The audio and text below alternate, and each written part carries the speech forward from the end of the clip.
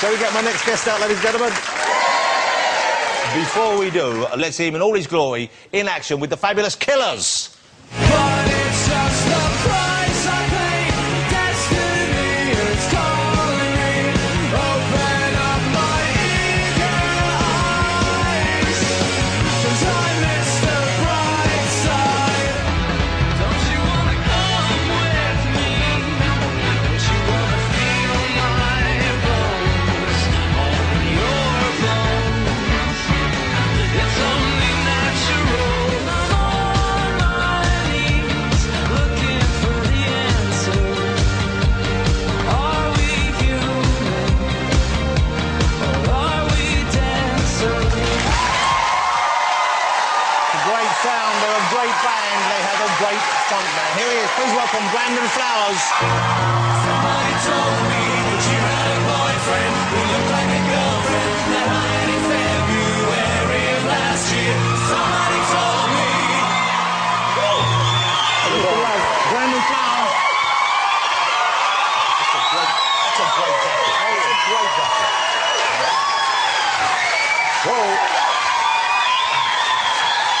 Brandon, great to have you here. Thanks for having me. I am thrilled to... Now, hold on a sec. Hold on a sec. How do you think that makes the rest of the band feel, okay? Let's hear it for David, Ronnie and Mark as well. Come on, let's... That's the real talent right there. That's it. Never mind the pretty boy, that's the talent. Okay. Brandon, it's great to have you here. Thank you for joining us. Thanks for having me. I'm a huge fan of the band, as I hope you know. I'm sure people who know, who watch the show and listen to the radio show know I play you all the time. And you're currently, you're in the middle of your current tour, this Day and Age tour. Yep. About halfway through it. It's sold out, I know, all over the UK, in Ireland. It's sold out in Europe. Do you get a different reaction here? Do you have a different kind of audience here than to the crowd that follows you around in the States?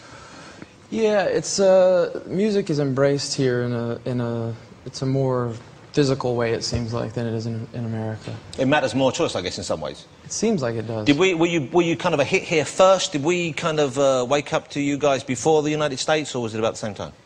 We were taken in over here first, yes. Well, we like the sound of your band. Also, we like the look of you, young man. I particularly like that kind of owl jacket you're wearing there. That's quite... Balthazar. Well, what kind of feathers are they on there? Do you have any idea?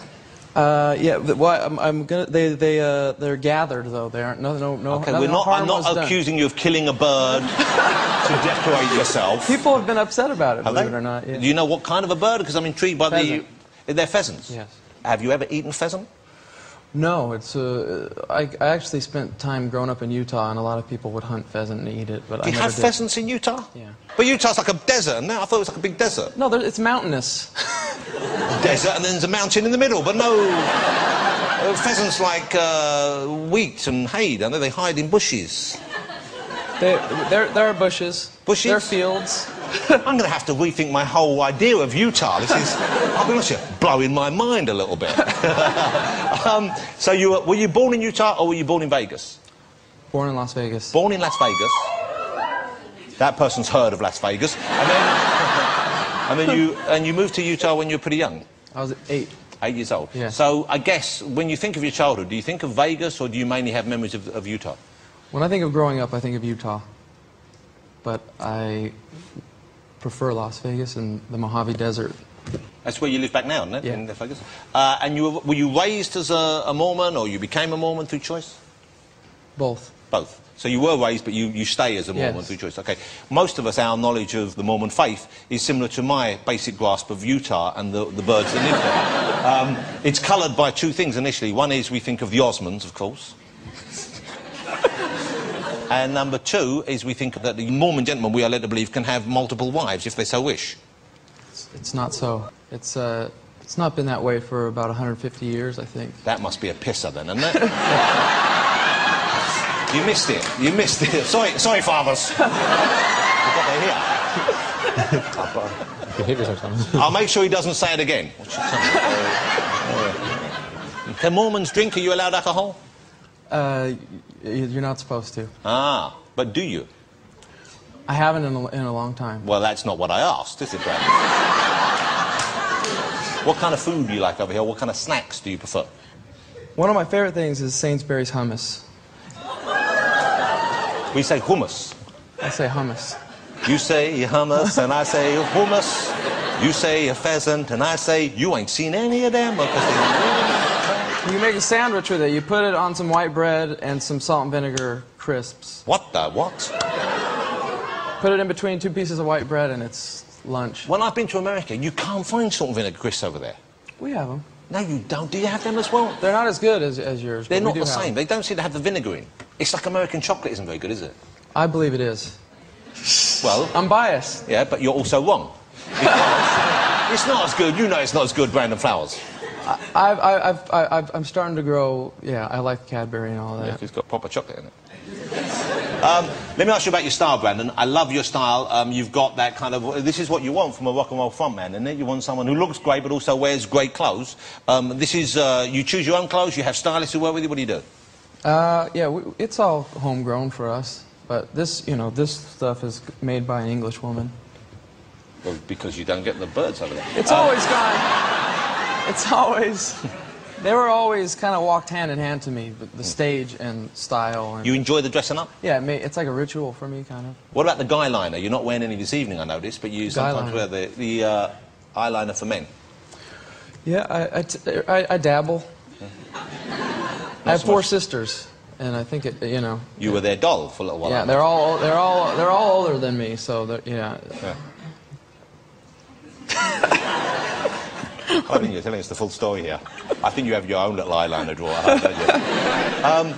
Let me ask you about the big the War Child gig recently, because I missed that. I was so cross to miss it. I was away, and it sounded so exciting. What a great lineup! It had you guys there, Bono and U2 were there as well. You had was Gary there with Take That, Gary Barlow, on his own?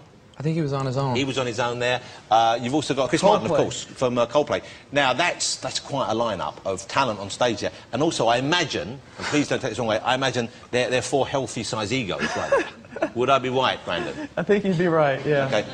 Now, was there any kind of, like, jostling for position there? Did Chris steal the guitar from someone else and said, I'm doing the multitasking here? Or, you know, what were the arrangements? It came across fairly. I think it was pretty smooth. We all met together and decided what we were going to do beforehand. Which song did you do? All These Things That I've Done, which is a killer song. And Now, how did that come about? Because you would have thought it's a great song, but you thought Bono would be going, hey, no, come on, lad, let's do Angel, Harlem. sounds like Spanish. That's not Spanish. That's proper Irish. Fellas, wasn't that a good Irish accent? What do you mean, come on, you can't even lie for me? What's wrong with you? It's like you're taking a vow or something. And then you got Chris Martin going, no, come on, guys, let's do Heal Me. And then you've got Gary going, all right, lads, yeah, come on, let's do Shine or one of them. But you won out. Yep. How did that happen? I don't know. It was... It's the best song. It's the best song. It could be the best song. It could be. Who writes most of the material? How does it come together? I write the lyrics, and then the music is written, you know, by all of us. So you could really go it alone quite easily. I see you. So laid back is untrue. I can see you work well with those fellas there. Yeah. Would you go on stage? Let's have a look at the other band we have in there. Can you imagine Brandon fronting with these fellas behind us? Could do. What about it?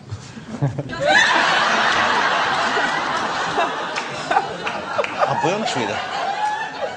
He looks better without that My Name Is Earl moustache as well, doesn't he? You're fooling no one. We know you're not him. Bloody Burt Reynolds over there. Now. Hey, how old's your baby? You're a married man, you've got a little baby. How old's your child? He's almost 2. 2 years old, that's a sweet age, isn't it? And you've got another one coming, haven't you? Yep. Congratulations, how exciting is that?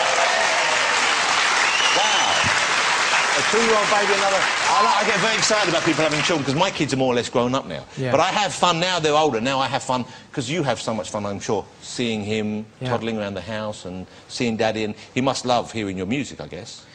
He does. He recognizes a killer's song, but he's just... It's nice having a baby. It's a lovely thing. What are you performing this evening for us? What songs are you going to do for us? We're going to do Human and The World We Live In. Okay.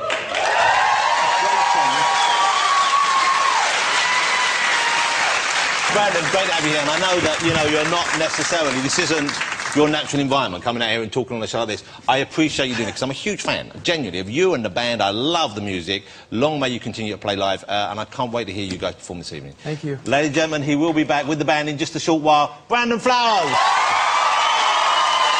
done. Congratulations. Brandon Flowers.